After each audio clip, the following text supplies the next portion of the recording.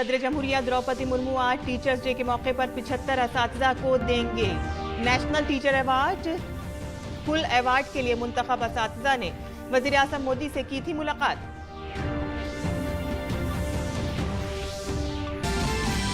Indonesia के दारुल हुकूमत Jakarta में 43वां आसियान सरबराही इजलास आज से शुरू। कॉन्फ्रेंस के साथ ही पहली आसियान इंडो पैसिफिक मीटिंग भी होगी। वज़ीर आज़म नरेंद्र मोदी कॉन्फ्रेंस के लिए कल होंगे रवाना।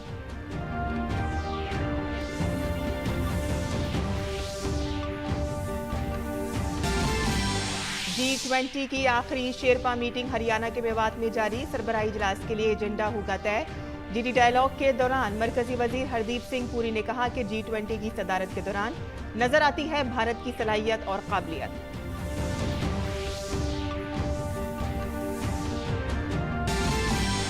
मुल्क के पहले सूरज मिशन आदित्य L1 ने आज अलसुबह जमीन के मदार में तब्दीली का दूसरा मरहला कामयाबी से किया मुकम्मल।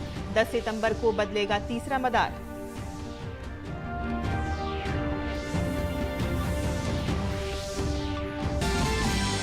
रियासतों की 7 असेंबली सीटों पर आज हो रही है पोलिंग। त्रिपुरा में 2, उत्तर प्रदेश, बंगाल, केरल, झारखंड और उत्तराखंड की एक सीट पर भी वोटिंग जारी।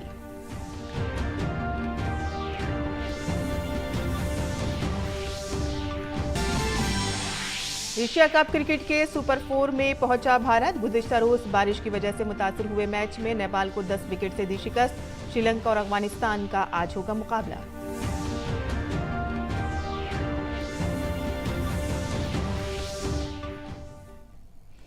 आदाब नाज़रीन, खबरनामे में आपका इस्तकबाल है। मैं हूं साइमा खान। अब खबरें तफसील से।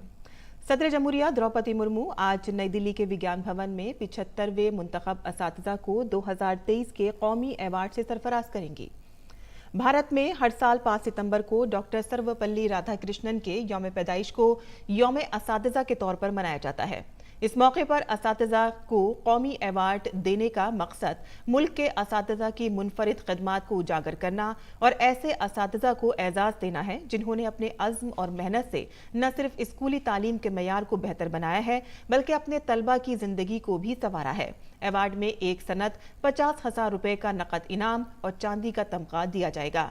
यौम असातिज़ा के मौके पर वजारत तालीम, स्कूली एजुकेशन और लिटरेसी मुहिम के महकमे की तरफ से हर साल 5 सितंबर को एक कौमी तकरीब का एहतमाम किया जाता है जिसमें एक शफाफ इंतखाब के अमल के जरिए मुंतखब होने वाले मुल्क के बेहतरीन असातिज़ा को कौमी अवार्ड दिए जाते हैं। इस साल से असातिज़ा के लिए कौमी अवार्ड का दायरा वसी करके आला तालीम के महकमे, हुनरमंदी के फरोग और एंटरप्रेन्योरशिप की वजारत के असातिज़ा को भी इसमें शामिल किया गया है।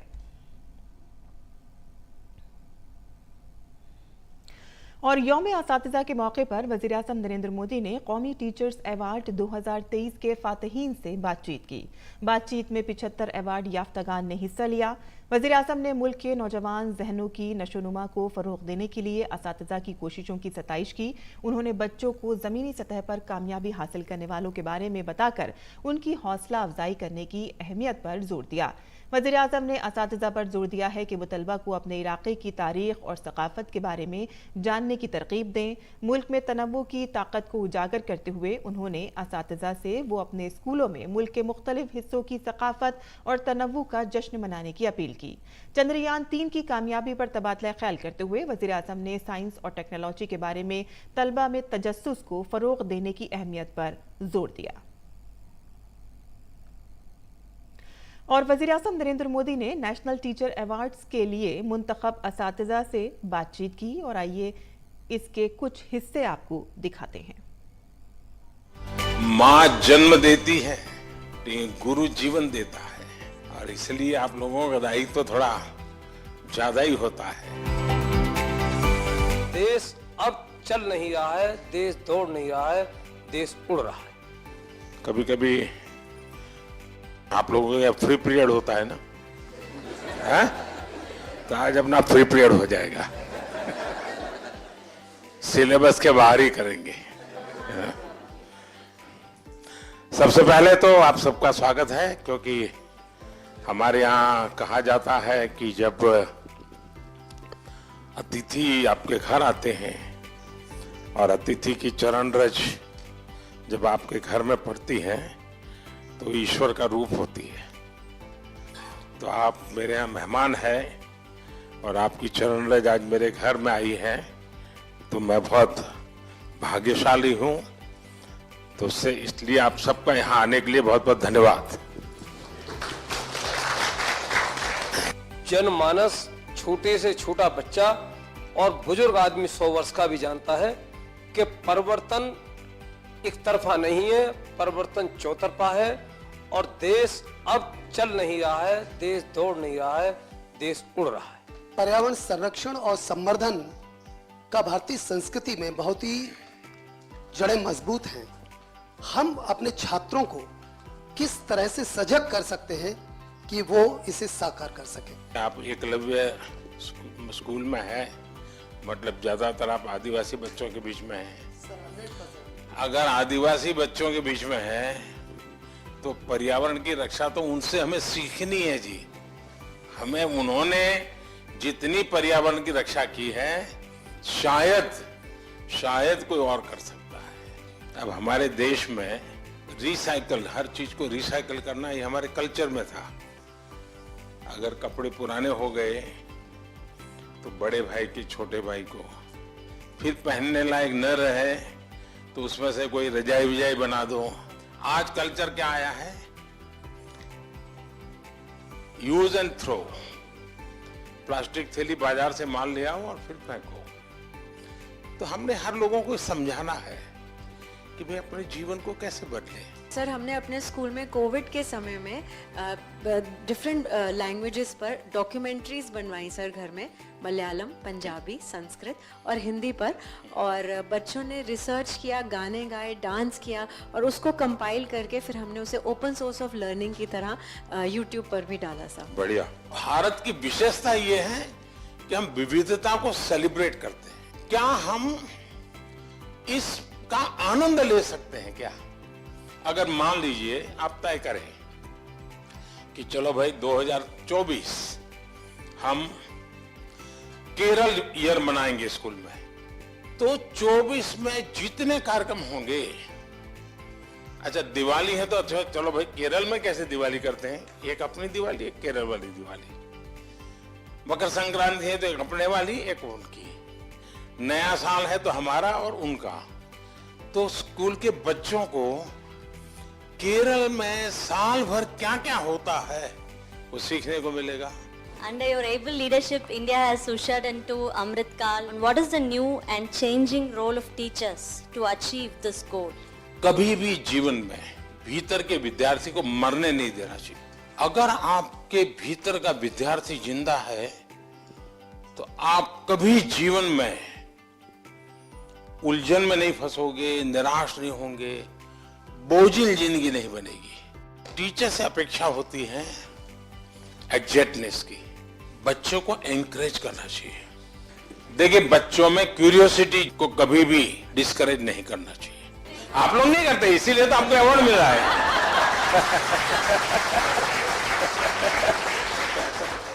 आपकी तरफ जब मैं देखता हूँ, आप देश, इतने महान देश के सारे काम इतनी आसानी से कर रहे हैं। आप अंतर्राष्ट्रीय स्तर पर भी भारत का नाम इतना ऊंचाई पे रहे, इसलिए हर रोज निरंतर प्रयास कर रहे हैं। फिर भी आप अपने चेहरे पे वो तेज, आपकी हंसी, आप जिस तरह से हम लोगों को अभी एक एंटरटेन कर रहे हैं, इस तरह से हमें लगता है कि हमारे क्लास के बच्चे भी उसी तरीके से हमारी तरफ देखे जैसे हम आपकी तरफ देख रहे हैं। अच्छा, आप लोग स्कूल में पढ़ाते ना पर प्रकाशित है, पर प्रकाशित पढ़ाते ना, तो मेरा जो तेज है ना वो 140 करोड़ लोगों का जो तेज है ना, जो रिफ्लेक्ट होता है इसके कारण।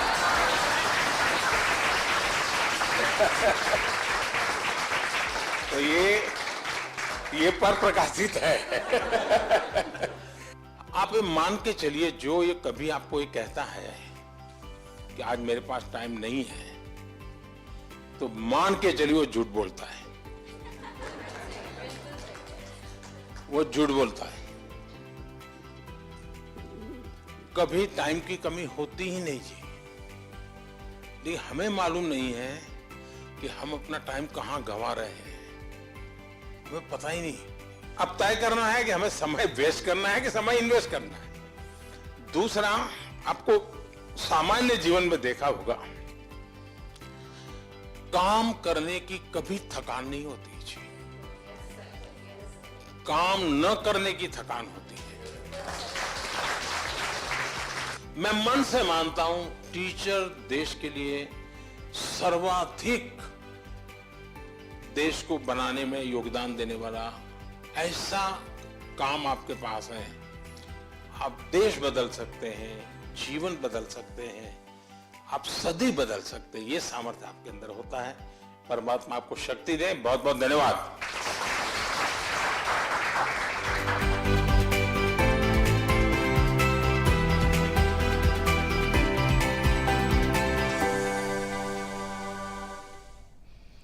और इंडोनेशिया की राजधानी जकार्ता में 43वें आसियान चोटी कॉन्फ्रेंस आज से शुरू हो रही है। कॉन्फ्रेंस के साथ पहली आसियान हिंद बहरुल काहिल की भी मीटिंग होगी। मीटिंग से ऐन कब्ल आसियान ममालिक के वज़राए ख़ारजा के म्यांमार, बहराए जनूबी चीन के लिए ज़ाब्ता अखलाक वज़ा करने, इलाके की मईशत, बैनुल-अक़वामी जराइम समेत दीगर कई उमूर पर तबादला ख्याल करने के लिए जकार्ता में मुलाकात की। वज़ीर-ए-आज़म नरेंद्र मोदी आसियान भारत कॉन्फ्रेंस और मशरिकी एशिया कॉन्फ्रेंस में शामिल होने के लिए कल से 2 रोज़ा इंडोनेशिया के दौरे पर रवाना होंगे।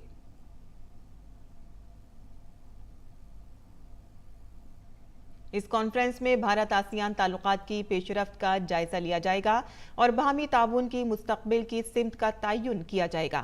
मशरिकी एशिया कॉन्फ्रेंस में भारत समेत इसके 8 मुज़ाकरात शिराकत, इलाकाई और आलमी अहमियत के उमूर पर गौर व-खौज का इश्तराक करेंगे।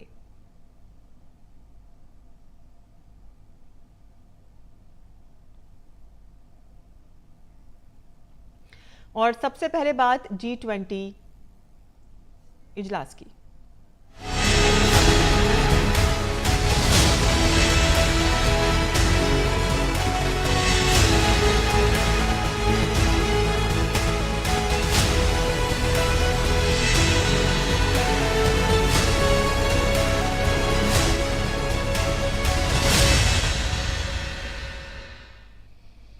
नई दिल्ली में आज ग्रीन हाइड्रोजन पायलट प्रोजेक्ट पर मरकूज 1 रोज़ा कॉन्फ्रेंस का इनेकाद किया जाएगा। G20 सरबराही इजलास से कबल मुनक़िद होने वाली इस कॉन्फ्रेंस में मुल्की सरकारी और निजी शोबे की कंपनियों के मुख्तलिफ ग्रीन हाइड्रोजन पायलट प्रोजेक्ट की नुमाइश की जाएगी।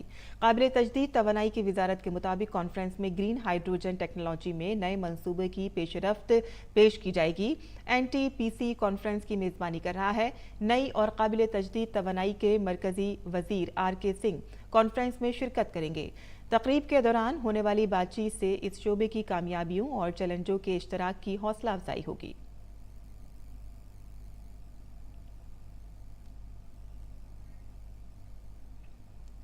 हरियाणा के मेवात में G20 शेरपाओं की चौथी और आखिरी मीटिंग का आज तीसरा दिन है। मुलाकात में कई अहम उमूर पर तफसीली तबादला ख्याल किया गया। मीटिंग में 9 से 10 सितंबर को दिल्ली में होने वाली G20 सरबराही कॉन्फ्रेंस के एजेंडे का फैसला किया जाएगा। इस इजलास में तमाम ममालिक के शेरपाओं के साथ साथ मुख्तलिफ मौज़ूआत से मुतालिक नुमाइंदे भी शामिल हैं। मुलाकात से अलहदा गैर मुल्की मेहमान भी मेवाती सकाफत से रूबरू हुए।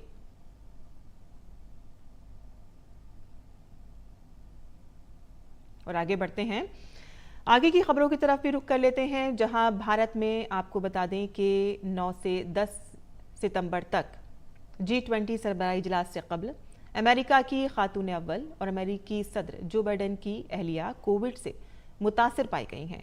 ताहम 72 साला जिल बाइडेन में कोविड की मामूली अलामत है। व्हाइट हाउस ने एक रिलीज जारी करके ये इत्तला दी है कि वो अब में अपने घर पर ही रहेंगी और कल शाम जो बाइडेन का भी कोविड टेस्ट किया गया था, जिसमें उनका टेस्ट मनफी आया है। और G20 की तैयारियों में दिल्ली हवाई अड्डे से प्रगति मैदान के भारत मंडपम तक दिल्ली को जगमगाया गया है। और इसके अलावा दिल्ली पुलिस भी पूरी तरह से अलर्ट है। दिल्ली पुलिस के जवानों को जगह जगह तैनात कर दिया गया है। दिल्ली पुलिस की आसमान से ज़मीन तक गहरी नज़र होगी। और दिल्ली पुलिस की तैयारी कैसी है, हमारे नामनिगार मुकेश शुक्ला ने दिल्ली पुलिस के स्पेशल कमिश्नर दीपेंद्र पाठक से बात की। जैसा कि आप सभी को पता है कि G20 शिखर सम्मेलन दिल्ली में होने वाला है और इसको लेकर के तमाम तैयारियां जो हैं वो पूरी की जा चुकी हैं, लेकिन सबसे ज़्यादा जिम्मेदारी है वो है दिल्ली पुलिस के कंधों पर। कैसी है सुरक्षा व्यवस्था अभी तक, उस पर बात करेंगे special CP law and order Shri Deependra Pathak ji से। देखिए, चैलेंजिंग है, डिमांडिंग है, ये देश के लिए गौरव की बात है। ये एक ऑनर है कि G20 का शिखर सम्मेलन भारत में हो रहा है और दिल्ली में हो रहा है, और दिल्ली में होने पर जो कानून व्यवस्था का जो एलिमेंट है बहुत इम्पॉर्टेंट होता है, पुलिस का एक इम्पॉर्टेंट रोल होता है, और हमारी जो जिम्मेदारी खासकर है, जो फोकस्ड जो रिस्पॉन्सिबिलिटी है वो है कानून व्यवस्था दिल्ली में समिट के अलावा जो चारों तरफ पूरे दिल्ली का जो क्षेत्र है वहाँ पर बरकरार रहे, अच्छी रहे।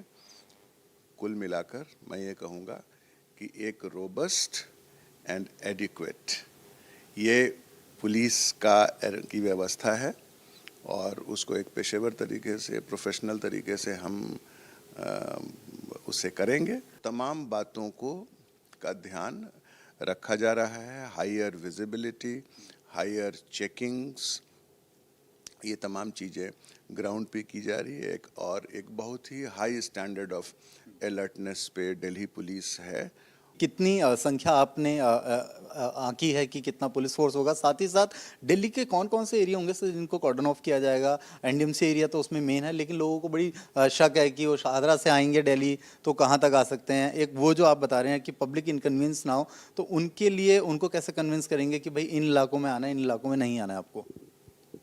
देखिए, मेन जब फंक्शन के दरमियान आउट ऑफ बाउंड एरिया जो समिट एरिया है वो रहेगा, और इस पर ट्रैफिक यूनिट का बहुत डिटेल्ड एडवाइजरी अखबार में भी आया है, सोशल मीडिया पे है, हर जगह है, दिल्ली पुलिस के वेबसाइट पे है, तो उसको फॉलो करना है। मार्केट वगैरह को लेकर के लोग जानना चाहते हैं कि मार्केट्स कौन कौन से खुलेंगे, जैसे सब तो नहीं बंद है, तो क्या बंद है वो कैसे बताएंगे हम? देखिए, फंक्शन एरिया तो एक लिमिटेड जगह पर है, इसके अलावा जो तमाम दिल्ली का इलाका है वहाँ पर पुलिस का प्रेजेंस होगा, पैरामिलिट्री फोर्सेस जो कि हमारी मदद के लिए आ रही हैं उनका प्रेजेंस होगा, और हम इस बात का ध्यान रखेंगे कि आम लोगों को कोई इनकन्वीनियंस ना हो। शुक्रिया हमसे बात करने के लिए। तो आपने जैसा कि सुना कि दिल्ली तैयार है, दिल्ली पुलिस तैयार है, बस इंतजार है समिट के शुरू होने का। मैं मुकेश शुक्ला, डीडी न्यूज़ दिल्ली। और G20 सरबराही इजलास के पेश नज़र कौमी दारुल हुकूमत दिल्ली में सिक्योरिटी से लेकर ट्रैफिक के इंतजाम तक भी ठोस तरीके से किए गए हैं। दिल्ली पुलिस ने आइंदा G20 सरबराही इजलास से कबल इंडिया गेट पर गाड़ियों की चेकिंग की।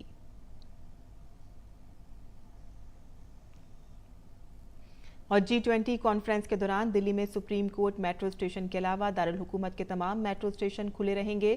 और इससे पहले दिल्ली पुलिस ने एडवाइजरी जारी की थी कि दिल्ली मेट्रो के मुख्तलिफ स्टेशनों के 39 दरवाजे बंद रहेंगे, लेकिन अब तमाम दरवाजे खुले रहेंगे। कुछ स्टेशनों के दरवाजे चंद मिनटों के लिए बंद हो सकते हैं, जब VVIPs G20 समिट के दौरान भारत मंडपम का दौरा करेंगे, लेकिन जैसे ही VVIPs G20 के मकाम पर पहुंचेंगे, गेट दोबारा खोल दिए जाएंगे।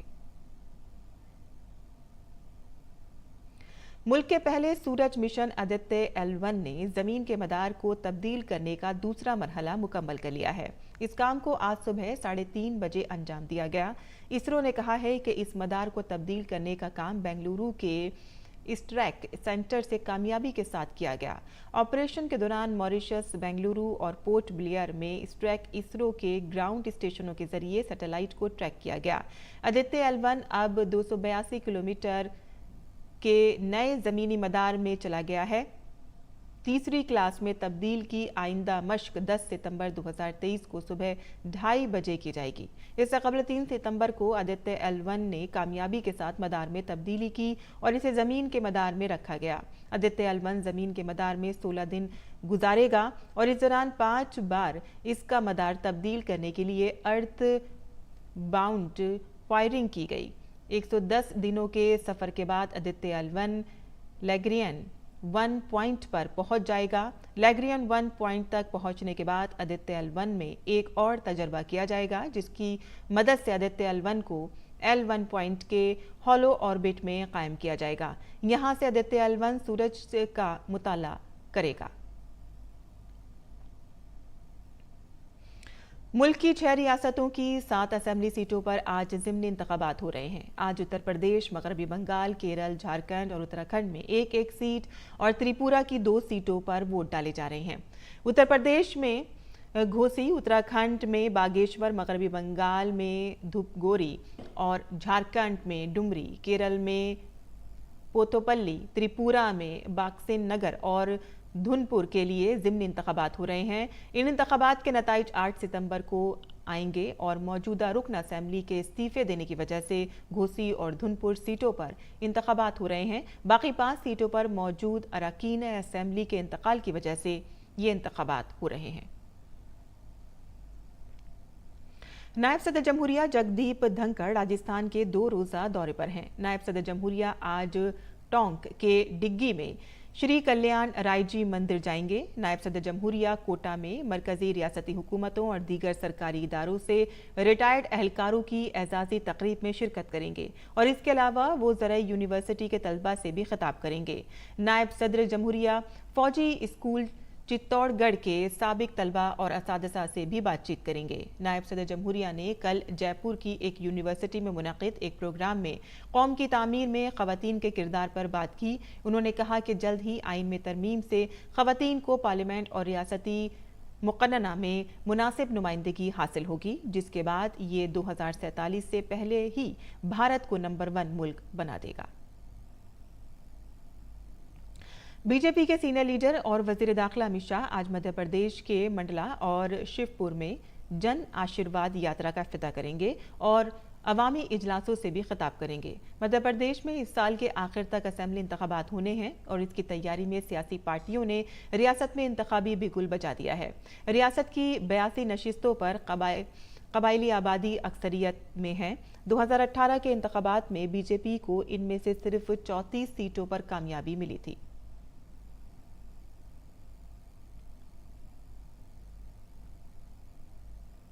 और अब पेश है दिल्ली से शाये उर्दू अखबारात का मुख्तसर जायजा।